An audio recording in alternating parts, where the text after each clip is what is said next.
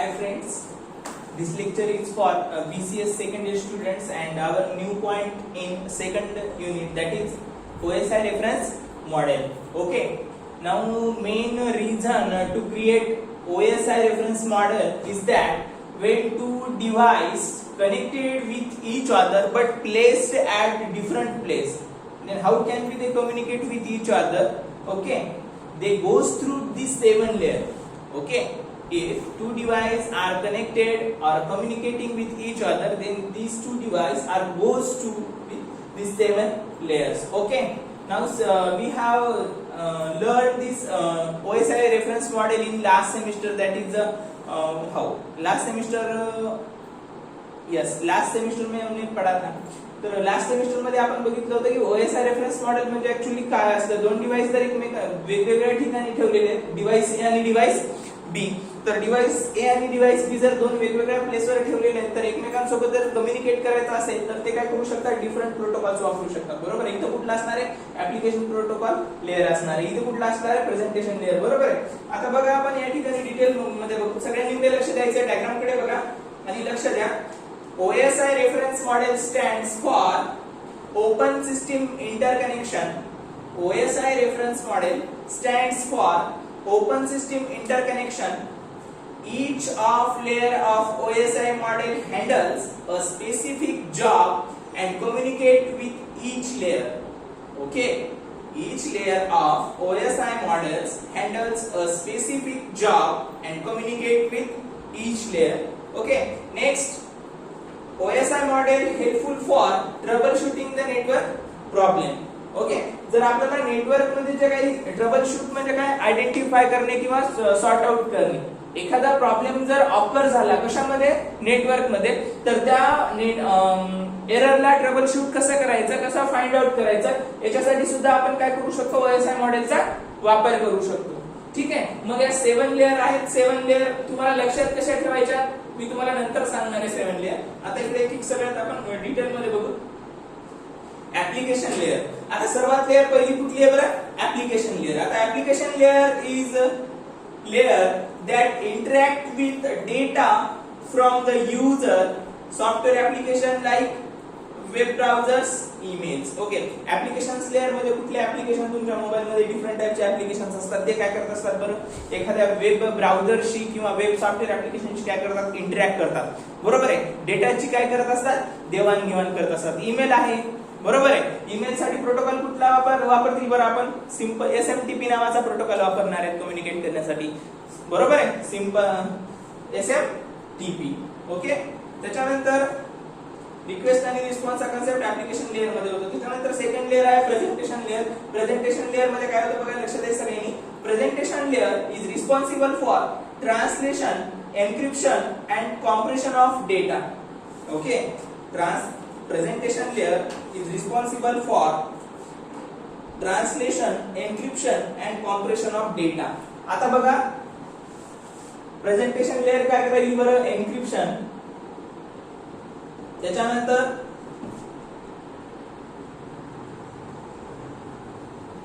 Encryption, compression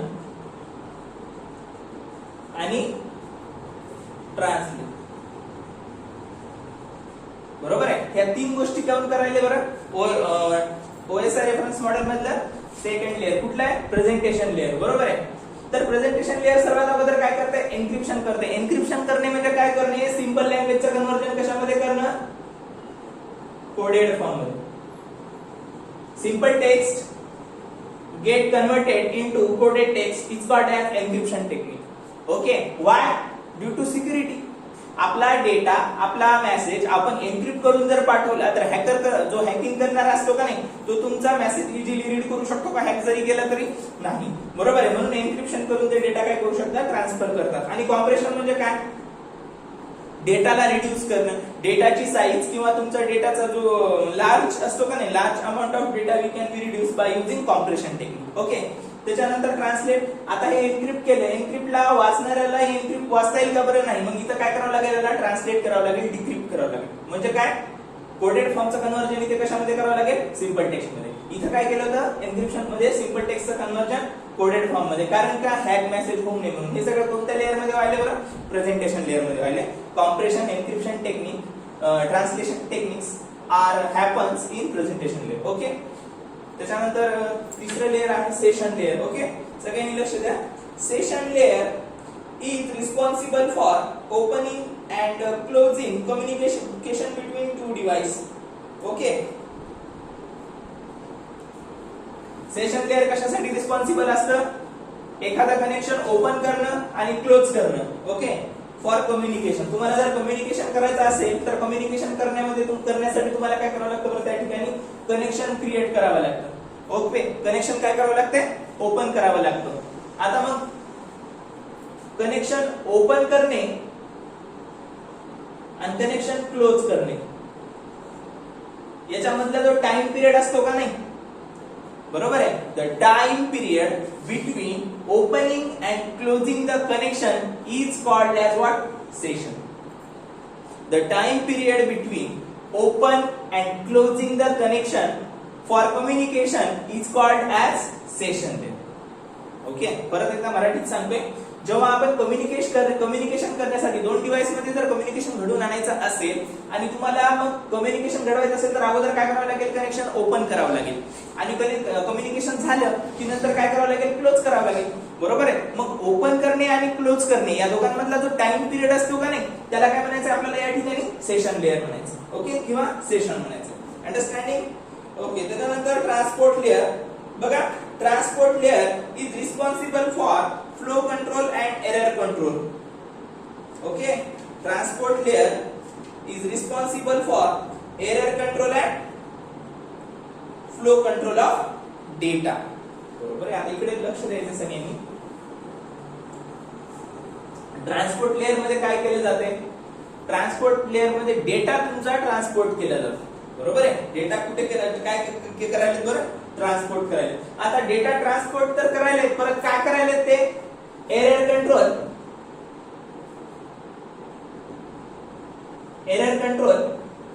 आणि flow control. Okay, या दोन गोष्टी कशामध्ये व्हायला बरं, ट्रान्सपोर्ट लेअर मध्ये व्हायला. बरोबर आहे. आता डिफरंट टाइपचा एरर असतो. एरर कंट्रोल, एखादा एरर तुमच्या वे मध्ये, नेटवर्किंग वे मध्ये ऑब्झर्व झाला, अशा वेळेस काय होतं माहितीये का, त्या एररला कंट्रोल कसं करायचं, तो एरर अजून वाढू न देण्याचा, याची जी जिम्मेदारी असते का ती कशामध्ये असते बरं, ट्रान्सपोर्ट लेअर मध्ये असते. आणि फ्लो कंट्रोल मध्ये तुमचा डेटा ऍक्च्युली किती स्पीडने इकडून तिकडे चाललाय किंवा तुमचा डेटाचा जो फ्लो असतो का नाही तो व्यवस्थित आहे का नाही हे सुद्धा चेक कशामध्ये केलं जातं, ऍक्च्युली ट्रान्सपोर्ट लेअर मध्ये केलं जातं. ओके, आता नेटवर्क लेअर बघूया आपण. नेटवर्क लेअर मध्ये काय होतं बरं, तर तुमच्यासाठी अजून एक आहे. तुम्ही जे डायग्राम्स वगैरे आहेत ते फंडामेंटल मध्ये आपण जे लिहून दिलं होतं त्याच नोट्स तुम्ही यामध्ये फॉलो करायच्या. ठीक आहे, त्याच्यामध्ये व्यवस्थित आहे ती डायग्राम तुम्ही इथे सुद्धा काढू शकता. तर आता नेटवर्क लेअर मध्ये काय होते, network layer is responsible to transfer the data from one place to another place in the form of packet. Okay, listen once again. Network layer is responsible to transfer the data from one place to another place using what, using packets. Okay, आता इथं कसं होतं बरं, हे काय packets म्हणजे काय, packets म्हणजे मी तुम्हाला सांगितलं होतं छोटे एका मोठ्या डेटाचे हे केले जाते. मग इथं काय केले आम्ही, फ्रॅगमेंट, त्याच्यानंतर इथे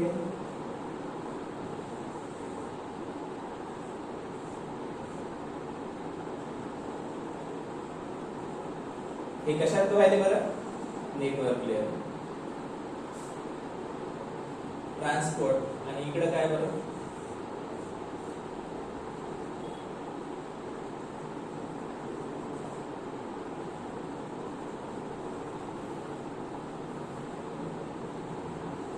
बघा.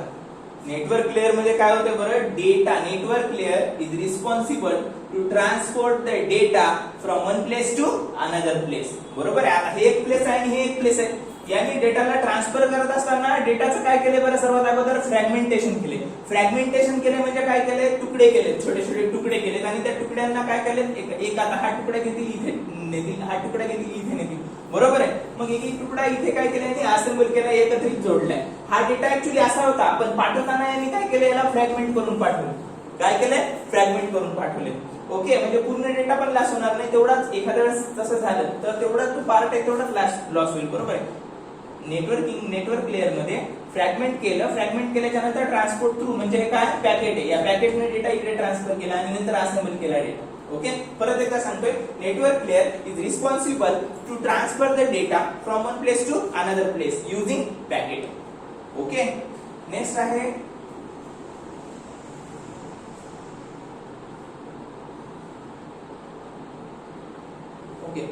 Data link layer. लक्ष द्यायचं सगळ्यांनी. Data link layer it takes packets from network layer and break them into small frames. Okay, आता डेटा लिंक लेअर काय करतं माहितीये का, data link layer is responsible to take a packets from what, network layer and break down them into frame. Break down them into frame same आहे. Data link layer is similar for similar like network layer, but it take a packets from what, network layer and break down them it into what, frame.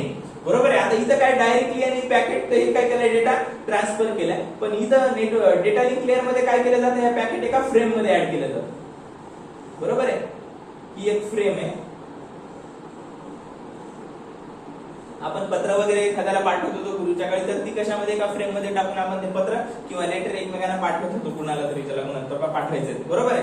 पण इथे पण तसंच केलं जातं data link layer मध्ये. तुमचे जे पॅकेट्स आहे का नाही, ते पॅकेट्स कशामध्ये ऍड केले जातात बरं, या फ्रेम मध्ये, आणि नंतर ते ट्रान्सफर केले जातात. हे सगळं कशामध्ये व्हायले, नेटवर्क लेअर मध्ये. कशामुळे व्हायले, नेटवर्क लेअर नाही, सॉरी, डेटा लिंक लेअर मध्ये. कशामध्ये व्हायले, data link layer. Data link लेअरचं काम काय सांगितलं मी, हे नेटवर्क लेअर करून पॅकेट घेते आणि या पॅकेट घेतल्याच्या नंतर या पॅकेटला काय करते बरं, ब्रेक डाऊन करते, म्हणजे छोटे छोटे त्याचे तुकडे करते आणि ते तुकडे कशामध्ये ऍड करते, या फ्रेम मध्ये ऍड करते आणि नंतर त्याला ट्रान्सफर करते. ओके, त्याच्यानंतर फिजिकल लेअर. आता फिजिकल लेअर काय करते बरं, physical layer is responsible to transfer the data using physical equipment involved in data transfer such as cable and switches. Okay, आता फिजिकल लेअर मध्ये काय होतंय, डेटा जर ट्रान्सफर करायचा असेल तर कशाच्या माध्यमातून केला जातो बरं, केबल आणि स्विचेसच्या माध्यमातून, बरोबर आहे. केबल जे वायर्स असतात त्याच्या माध्यमातून डेटाला काय केलं जातं, ट्रान्सफर केलं जातं. मग कन्वर्ट कसं करायचं फिजिकल लेअर मध्ये डेटाला, तर डेटाला कन्वर्ट करण्या काय कशामध्ये कन्वर्ट करतात, ते बीट स्ट्रीम मध्ये. ओके, कशामध्ये, bit stream. Bit stream means it's collection of 0 and 1. Okay, 0 0 1 0 0 1 1. Okay, हे काय झालं, बीट स्ट्रीम झालं. It is a collection of 0 and 1. It's called a bit stream, बरोबर आहे. In physical layer the data is transferred using physical equipment such as cables and switch. To transfer the data from one place to another place using physical layer, it firstly convert it into bit stream, that is 0 and 1. Okay, this is a physical layer. Okay, 7 layer आपण पाहिले, बरोबर आहे. आता 7 layer पाहिले तर 7 लेअरला लक्षात कसं ठेवायचं तुम्ही एक्झाम मध्ये, बरोबर आहे. खालून वर लक्षात नका ठेवू, लिहिताना असे लिहा, बरोबर आहे. लिहिताना असे लिहायचे, पण एक गोष्ट लक्षात ठेवा, याची एक नंबर कुठला आहे बरं, हा 1 आहे, हा 2 आहे, हा 3 आहे, हा 4 आहे, 5 आहे, 6 आहे आणि 7 आहे. इकडून सुरुवात नाही, याची काउंटिंग खालून वर केली जाते. अंडरस्टँड, काउंटिंग खालून वर केली जाते. Physical layer first, data link layer second, third कुठला, network layer, fourth transport layer, fifth session layer, 6 presentation layer आणि 7 ऍप्लिकेशन लेअर, बरोबर आहे. आता याला लक्षात कसं ठेवायचं बरं, बरोबर सांगतोय तुम्हाला, सगळ्यांनी लक्ष द्या. एकदम सिंपल आहे, मराठीमध्ये थोडंसं फनी आहे तुम्हाला लक्षात ठेवण्यासाठी. आता ऍप्लिकेशन लेअरला कसं लक्षात ठेवायचं, तर आपल्या परभणीची ओके, एस टी नांदेड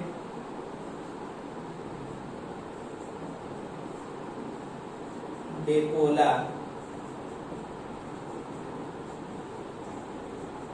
पोहोचली.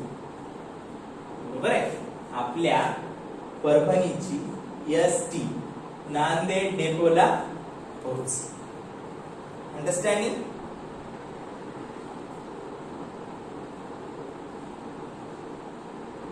ओके, लक्षात ठेवायचंय आपल्या परभणीची एसटी नांदेड डेपोला पोहोचली. तुम्हाला एक्झाम मध्ये एखादा आठवत नसेल तर ही टेक्निक वापरून तुम्ही हे सेशन व्यवस्थित लिहू शकता. कारण बऱ्याच जणांना कन्फ्युजन होतं, लक्षात येत नाही की कुठले लेअर कधी आहे, कन्फ्युजन होतं, मागे पुढे लेअर होऊ द्यायची नाही. आपल्या परभणीची एसटी नांदेड डेपोला पोहोचली. Okay, thank you.